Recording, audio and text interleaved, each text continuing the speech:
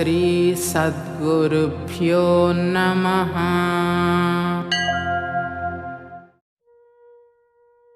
వివేక చూడామణి 116వ శ్లోకం. అవివేకం, బద్ధకం, జడత్వం, నిద్ర, అజాగ్రత్త, మూర్ఖత్వం మొదలైనవన్నీ తామసిక లక్షణాలు. ఇవి ఉన్నప్పుడు జ్ఞానప్రాప్తి అసంభవం. అలాంటి వారు నిద్రిస్తున్న వారిలాగా లేదా స్తంభంలాగా కదలక మెదలక ఉంటారు.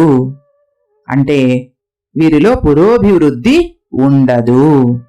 అజ్ఞానం, ఆలస్యం, జడత్వం, నిద్ర, ప్రమాదం, మూఢత్వం మొదలైన తమో గుణ లక్షణాలతో వీరు కప్పి ఉండటం వల్ల వీరు ఏమీ తెలుసుకోలేరు, మొద్దుబారిన వ్యర్థ జీవితాన్ని ఈడుస్తూ ఉంటారు. అజ్ఞానమాలస్య జడత్వ నిద్ర ప్రమాద మూఢత్వ ముఖాస్తమో గుణాః ఏతైః ప్రయుక్తో నహి వేత్తి కించిన్ నిద్రాలువత్ స్తంభవదేవ తిష్టతి. సర్వం శ్రీ సద్గురార్పణం.